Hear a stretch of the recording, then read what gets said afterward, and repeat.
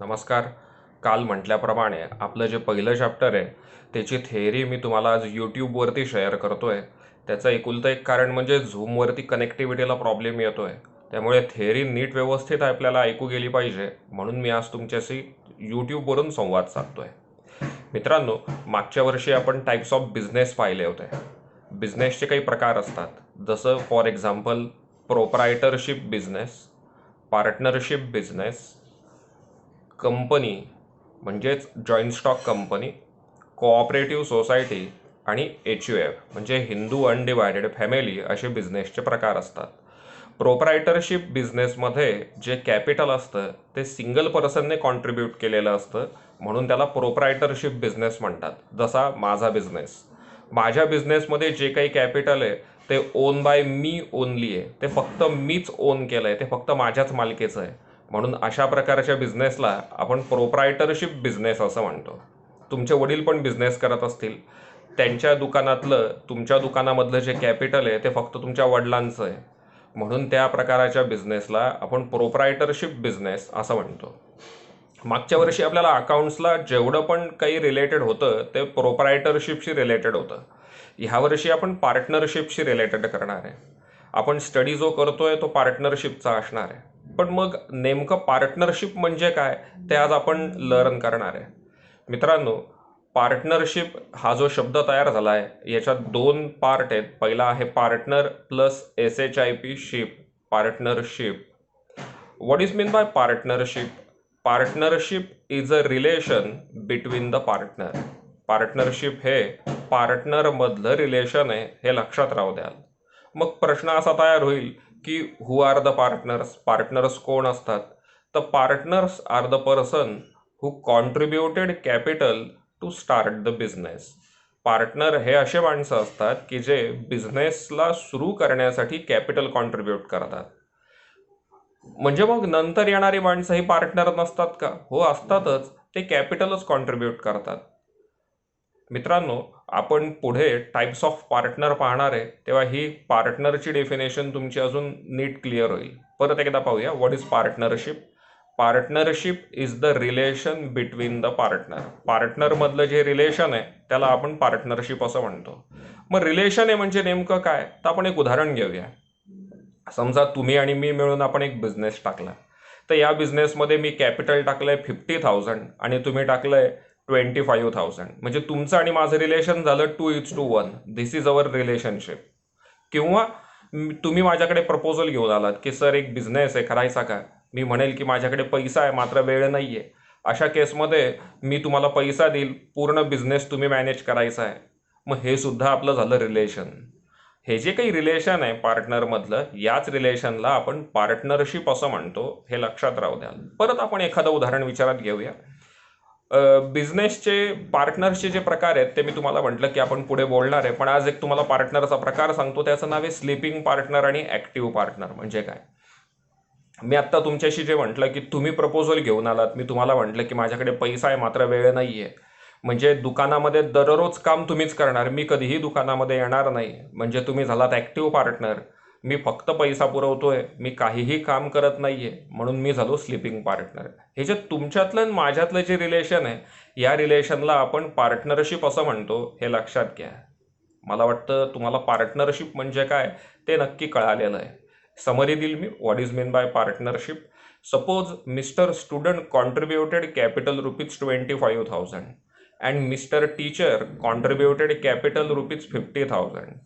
I contributed 50,000 and your contribution is 25,000. That is relation between you and me is 2:1. Got the point? तुमच्यातलं आणि माझ्यातलं relation हे 2:1 आहे. This relation is called as partnership. Now the question arises that what is the legal base of this partnership? या पार्टनरशिपला काही कायदेशीर base आहे का? काही अस्तित्व असतं का? तर हो, in India there is a act which govern the partnership and the act is Indian Partnership Act 1932. Indian partnership act 1932 नुसार पार्टनरशिपला सर्व रूल्स अँड रेग्युलेशन फॉलो करावे लागतात, हे लक्षात घ्या. मग पार्टनरशिप जर आपल्याला करायची असेल तर काही लिखापडी करावी लागते का? काही करार करावा लागतो का? ॲग्रीमेंट करावं लागतं का? तर yes, But according to Indian Partnership Act, no agreement is necessary. That is written agreement. Agreement may be oral also. तोंडी अग्रीमेंट केलं तरी सुद्धा चालतं, लिखापडी करायलाच पाहिजे असं काही इंडियन पार्टनरशिप ॲक्टमध्ये म्हटलेलं नाहीये, हे लक्षात घ्या. काय सांगतोय मी पॉईंट परत एकदा पाहूया. जर आपल्याला बिझनेस करायचा असेल तर आपण दोघं पार्टनर होणार, मग आपल्यामध्ये काही करार करावा लागेल का, काही ॲग्रीमेंट करावं लागेल का? तर हो, नक्कीच करावं लागेल. परंतु त्याला मस्ट आहे का करणं? जसं फॉर एक्झाम्पल सध्याच्या काळामध्ये लग्न केल्यानंतर त्याचं रजिस्ट्रेशन करावं लागतं का? तो हो, मॅरेज सर्टिफिकेट आवश्यक आहे, बरोबर. त्याच पद्धतीने किंवा जन्माचा दाखला आवश्यक आहे का? हो. तो ओरल चालतो का तो डॉक्युमेंटमध्येच लागतो? बरोबर, तर तो डॉक्युमेंटमध्येच लागतो. मग मित्रांनो, एक लक्षात घ्या, इंडियन पार्टनरशिप ॲक्टनुसार जे ॲग्रीमेंट आहे ते ओरल सुद्धा चालतं, हे लक्षात राहू द्याल. ते रिटर्नच असलं पाहिजे असं काही त्याच्यात कंपल्शन दिलेलं नाहीये. मात्र जर इन फ्युचर पार्टनरमध्ये जर काही डिस्प्यूट झाले, भांडणं झाले, तर मात्र कोर्टामध्ये प्रूफ म्हणून डॉक्युमेंटच असलेलं बरं पडतं, त्याला जास्त सपोर्ट मिळतो. मात्र महाराष्ट्राचा जर विचार केला तर महाराष्ट्रामध्ये पार्टनरशिप ॲग्रीमेंट हे रिटर्नच लागतं, हे लक्षात राहू द्याल. हे जे काही पार्टनरशिप ॲग्रीमेंट आहे यालाच पार्टनरशिप डीड असं म्हणतात. DEED, did. पार्टनरशिप डीड लक्षात आलंय. Partnership deed is nothing but partnership agreement. समजा आता तुम्हाला आणि मला बिझनेस करायचा आहे, तर आपण पार्टनरशिप ॲग्रीमेंटमध्ये काय काय रेकॉर्ड करणार? विचार करा जरा. 1 मिनिट देतोय मी तुम्हाला. ॲग्रीमेंट तयार करताना त्याच्यात आपण काय काय मेन्शन करणार?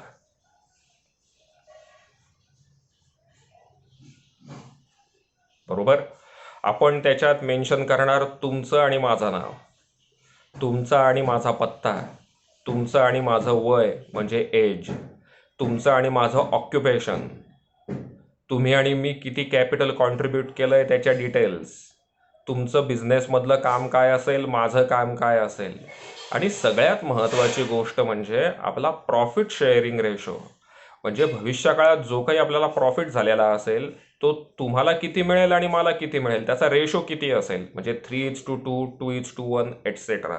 What is mean by 3:2? Suppose in a year we earn the profit of ₹500 and our ratio is 3:2. That is, you will get ₹300 and I will get ₹200. This is 3:2. जर समजा आपल्याला एकूण प्रॉफिट झाला ₹500 आणि आपला रेशो ठरला असेल 3:2, तर तुम्हाला मिळतील ₹300 आणि मला मिळतील ₹200. This ratio is called as profit sharing ratio. Okay, again what is partnership deed? Partnership deed काय असतं? Partnership deed is a agreement between the partner. It contains name of the partner, age, address, occupation details, how much capital contributed by them, what is the role, what is their role in the business, and important thing is profit sharing ratio. But consider a case. If between you and me we didn't decided profit sharing ratio. समजा तुमच्या आणि माझ्यामध्ये आपण capital profit sharing ratio डिसाईडच केला नाहीये.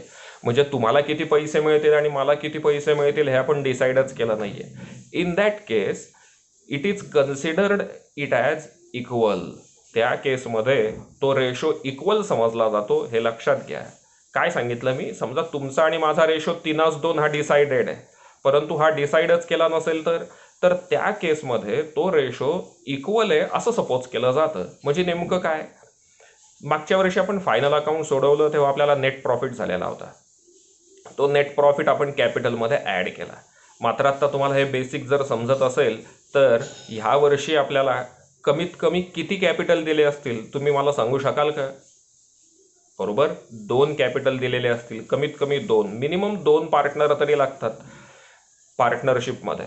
त्याच्यामुळे पार्टनरने दिलेलं capital हे त्यांचं बॅलन्स शीटमध्ये दिसणार आहे. मग जर 2 पार्टनर आहेत तर 2 कॅपिटल असतील. मग जर कॅपिटल 2 आहेत तर तो जो प्रॉफिट आहे तो दोघांमध्ये डिस्ट्रीब्यूट करावा लागेल, काही एला आणि काही बीला, किंवा काही तुम्हाला आणि काही मला.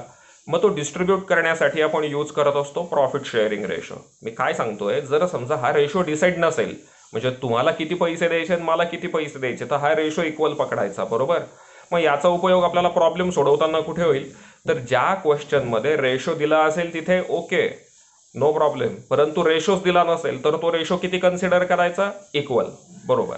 चला एकदा समरी घेऊ काय काय शिकवलं मी पहिल्यांदा तुम्हाला सांगितलं व्हॉट इज पार्टनरशिप. पार्टनरशिप काय असतं? तर partnership is the relation between the पार्टनरमधलं जे रिलेशन आहे त्याला आपण पार्टनरशिप डीड असं म्हणतो.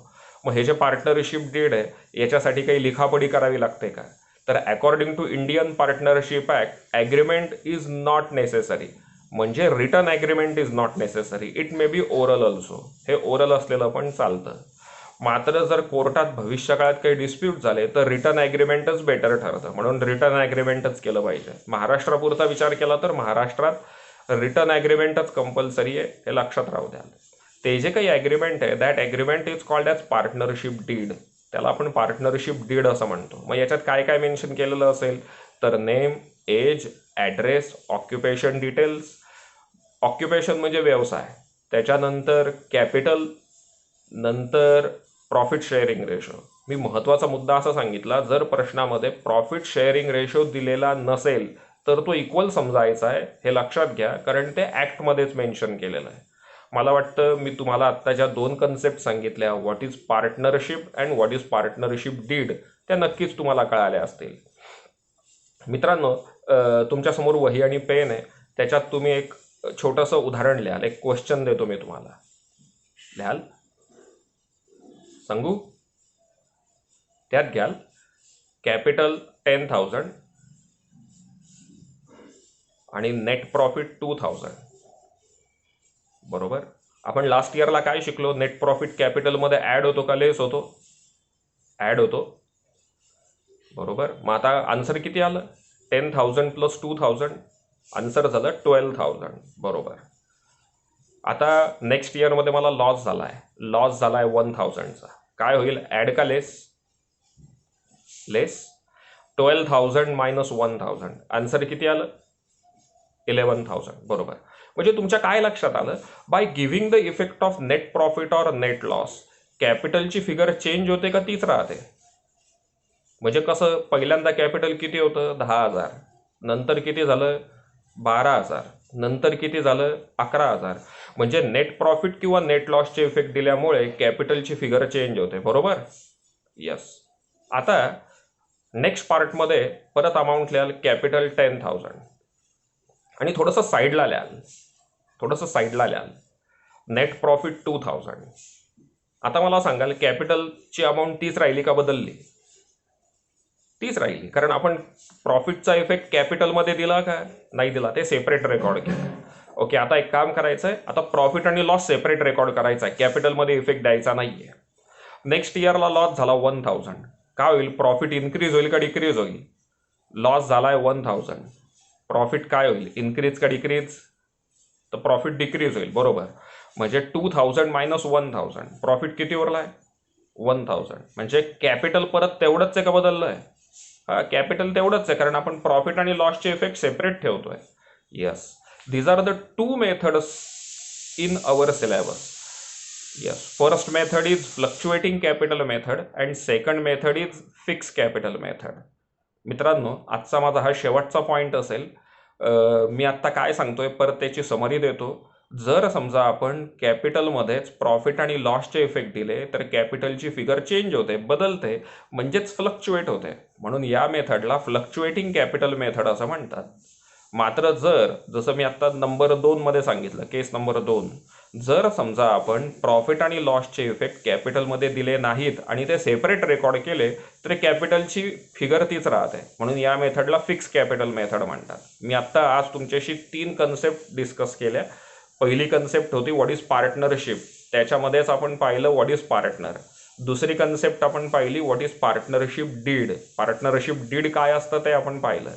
आणि तिसरी कन्सेप्ट म्हणजे मी आत्ता तुम्हाला सांगतोय टाइप्स ऑफ कॅपिटल किती असतात, टाइप्स ऑफ कॅपिटल मेथड. कॅपिटलच्या मेथड किती आहेत? 2 आहेत. पहिली फिक्स कॅपिटल मेथड आणि दुसरी फ्लक्च्युएटिंग कॅपिटल मेथड. नक्की समजलंय तुम्हाला? मित्रांनो, तुम्ही हे लेक्चर शांततेत आज ऐकलेलं आहे. पूर्ण थेअरी पार्ट होता, म्हणून मी आज तुम्हाला यूट्यूबवरती शेअर केलं आहे. कारण झूमवरती काय होतं आहे की रेंजच्या प्रॉब्लेममध्ये कमी जास्त ऐकू येतं आणि याची सगळ्याची थेअरी मी तुम्हाला ॲपवरती शेअर करतोय, म्हणजे तुम्ही ॲप नक्कीच वापराल आजपासनं. लक्षात आलंय? आणि व्हॉट्सअपवरती पण नक्कीच टाकेल, परंतु ॲपचा वापर सुरुवात करा. धन्यवाद. उद्या परत आपण संध्याकाळी 5:30 वाजता भेटूया. आपल्या क्लासचं एक यूट्यूब चॅनल पण आहे, परांजपे अकॅडमी नावाने. कृपया ते सबस्क्राईब करा. धन्यवाद. भेटूया उद्याच्या दिवशी.